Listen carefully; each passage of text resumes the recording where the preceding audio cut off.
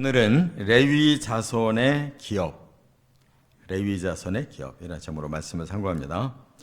12지파에서는 제외가 된 레위 지파는 하나님을 위해서 이제 헌신하는 그런 지파로서 기업은 없었습니다. 다시 말하면 땅은 없어요. 그러나 이제 그들은 하나님을 위해서 헌신하고 백성들을 위해 중보하는 그런 사명을 받았기 때문에 이제 그들이 살 수 있는 집과, 그러니까 성읍과 또 작은 텃밭을 줬어요. 그래서 그냥 뭐 제대로 된 이러한 농업이나 목축업을 하는 것은 아니고 그냥 헌물로 받은 거 그 텃밭에다가 이렇게 뭐 양이라든지 이런 것을 이제 길러서 보관할 수 있도록 그 정도만 주신 겁니다. 그리고 무엇보다도 하나님이 내가 레위인의 그 기업이다 이렇게 말씀하셨어요. 그 말은 이제 레위인은 하나님께 헌신했기 때문에 하나님이 책임지고 그들의 삶을 보호해주겠다 그런 말씀이고, 또 하나님께 제사를 드리고 그 후에 예를 들어서 화목제물 같은 경우는 이렇게 나누게 돼 있어요. 일부만 조금 불을 태우고 나머지를 나누는데 그때 그 몫을 레위인들이 받아서 사용하도록 이런 정도만 주셨습니다. 민수기 35장에 보면 이 레위인들이 받을 그 분깃을 더 자세하게 말씀을 했는데, 그 레위인들이 모든 지파마다 흩어져요. 12지파마다 흩어져 가지고 그렇게 분배를 해주는데, 성읍은 48개 성읍, 전국적으로 이제 48개 성읍을 레위인들이 살도록 골고루 나눠서 줬고, 또 그 레위인 집단들이 이렇게 사는 그러한 성읍은 어느 정도 크냐 하면 사방 1000규빗이라고 그랬는데, 이거는 인구로 따지면 한 사람당 한 평 정도 이렇게 주어서 이제 그것이 그들의 텃밭이 됐다 그 말입니다. 그 48개 성 중에는 6개가 도피성이에요. 이제 레위인들의 성 중에 6개를 요단강 서편에 북쪽 또 중앙 남쪽으로 이렇게 3개 세우고, 또 동편 쪽에도 북쪽 중간 또 남쪽 이렇게 3군데 세워서 부지 중에 사고사를 저질렀을 때 얼마든지 그가 도피성으로 피하면 살 수 있도록 이렇게 구원의 원리도 레위인을 통해 이루셨다는 겁니다. 그런데 왜 이렇게 레위 지파가 12지파로 다 나누어서 살게 됐느냐? 그 가장 중요한 원인이 창세기 49장에 이제 7절에 보면 이렇게 말씀을 했어요. 그 노여움이 혹독하니 저주를 받을 것이요 분기가 맹렬하니 저주를 받을 것이라. 내가 그들을 야곱 중에서 나누며 이스라엘 중에서 흩으리로다. 이렇게 야곱이 예언 기도를 하는데, 이 대상이 누구냐면 둘째 아들 시므온과 셋째 아들 레위였어요. 그 이유는 바로 창세기 34장에 세겜에서 10년을 살았는데, 이미 하나님의 뜻은 세겜에서 10년을 살면 안 되는 거예요.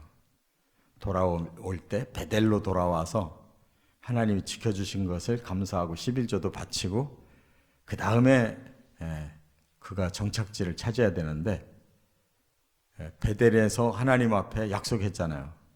무사히 하란에서 돌아온다면 하나님께 11조 바치겠습니다. 그랬잖아요.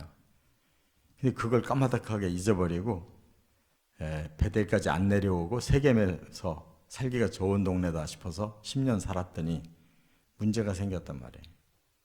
그래서 세겜 족장의 아들이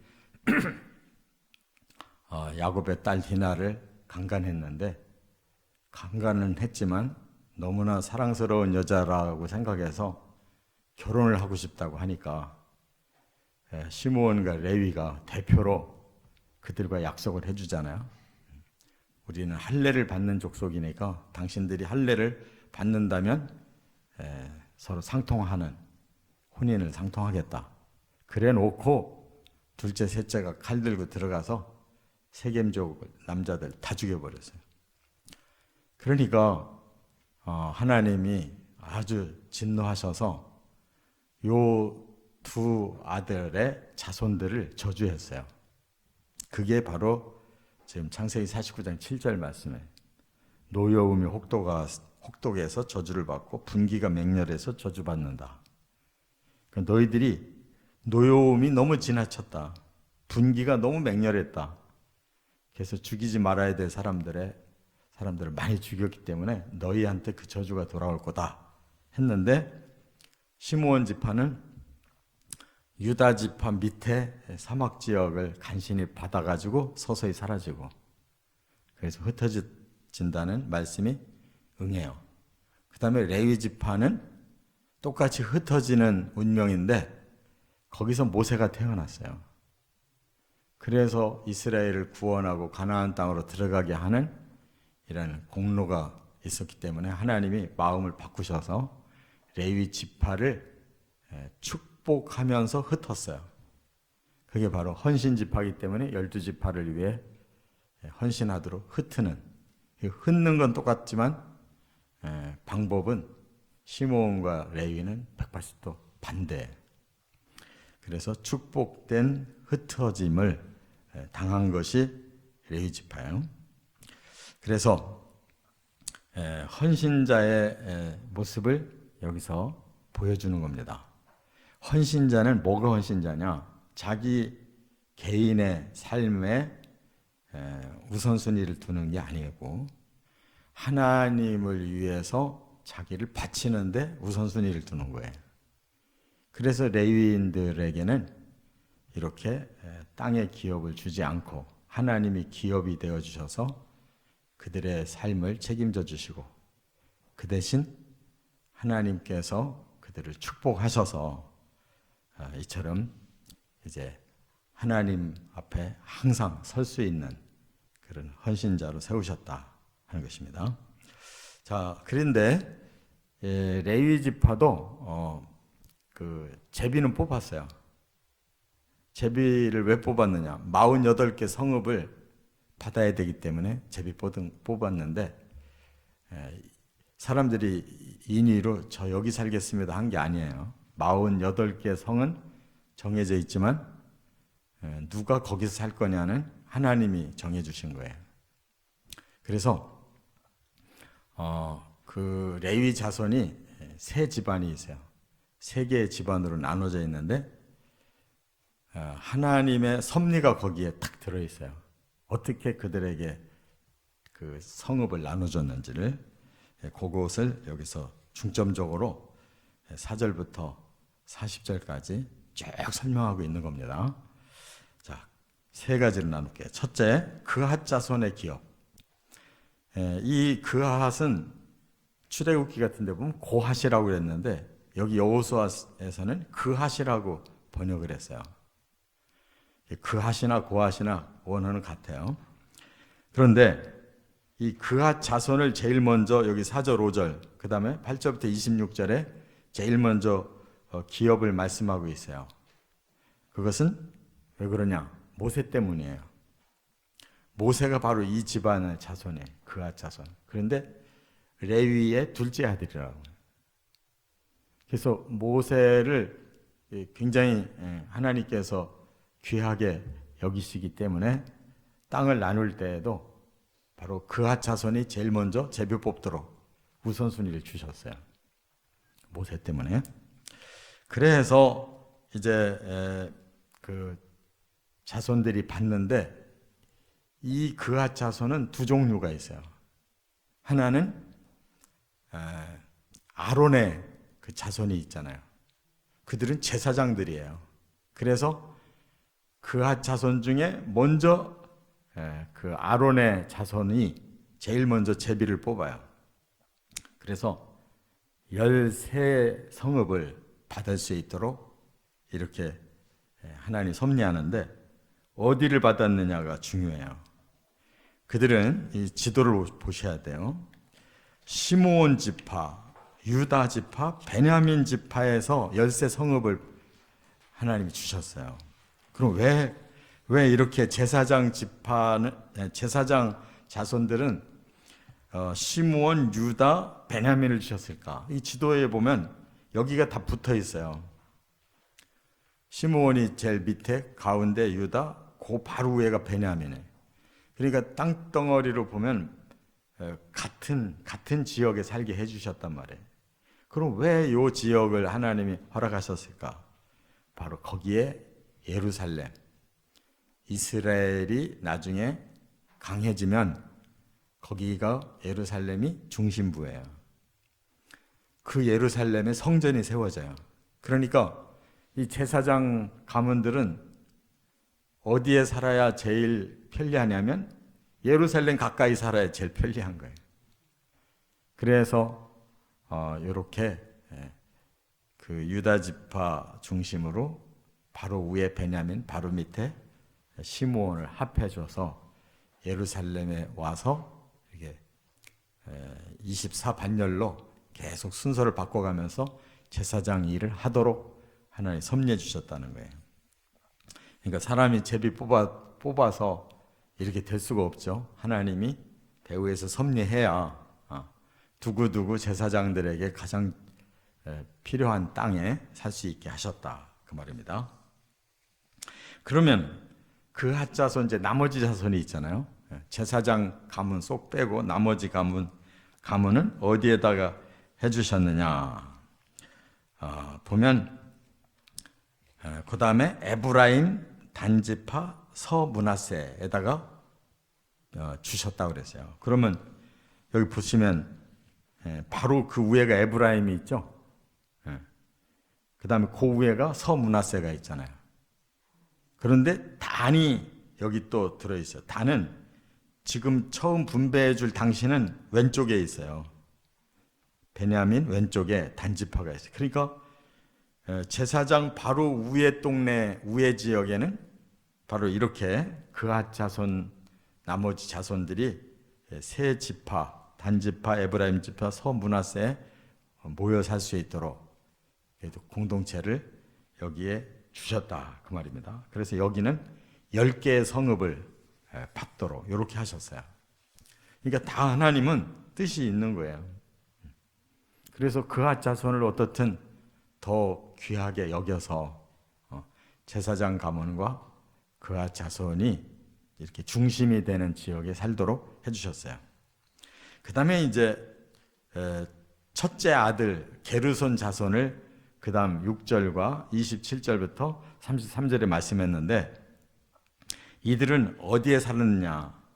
이사갈 지파, 아셀 지파, 납달리 지파, 그 다음에 동쪽 므낫세의 13성읍을 받도록 했어요. 그러면 그 중심부가 어딘가를 알 수가 있어요. 이사갈 그러면 바로 서므낫세 위에고, 또 아셀 그러면 왼쪽 지중해변이고, 또 납달리 그러면 바로 오른쪽 갈릴리를 끼고 있는 지역이고, 그 다음에 동므낫세 하면 거기서 갈릴리 호수에서 동쪽으로 므낫세가 있어요. 그러니까 여기도 이렇게 뭉쳐놨어요. 갈릴리 중심으로 뭉쳐줬다고요. 여기도. 그 다음에 이제 세 번째가 무라리 자손이 남았는데 7절과 34절부터 40절에 보면 셋째 아들 무라리 자손에게는 제비를 뽑으니까 어디에다가 주셨느냐? 주로 동쪽에 주셨어요. 여기 르우벤 지파, 갓 지파 그랬어요. 그러니까 루벤 지파가 그 요단강 오른쪽이죠.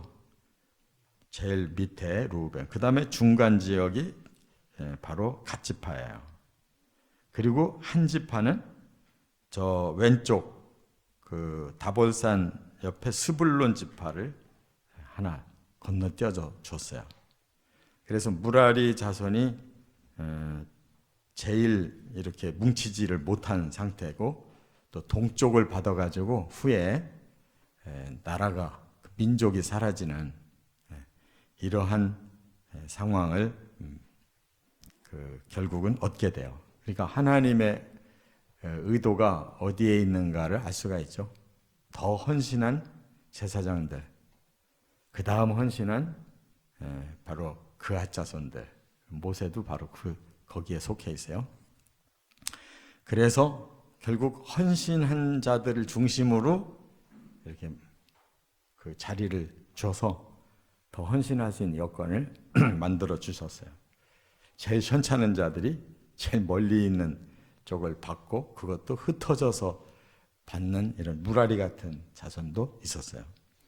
하나님이 일방적으로 좋아하고 일방적으로 싫어한 게 아니고 그들의 자손들이 해 나간 결과를 예견해서 보시고 섭리하신 거니까 그렇게 하나님의 정확한 눈으로 이렇게 예견해서 주신 것이다 하는 걸 알 수가 있어요. 우리는 이제 나중에 천국 가면 우리의 기업을 받을 겁니다. 그런데 어떻게 받을까 예상할 수가 있어요. 이 땅에서 하나님 중심으로 살은 만큼 받는 거예요. 이게 바로 그 지파별 기업 분배 원리예요. 우리는 이 땅에서도 막 번성하고 천국 가서도 뭐 하나님께 칭찬받는 중심에서 살고 싶잖아요. 그럼 우리 욕심에 제비 뽑듯이 하나님이 다 아시고 우리에게 맞는 분깃을 천국에서 예비해 주실 거예요. 그러니까 우리 할 탓이란 말이에요. 더 하나님 중심으로 사셔서 영원한 천국의 주인이신 하나님의 뜻대로 산 결과를 거두시기를 주의 이름으로 축원합니다.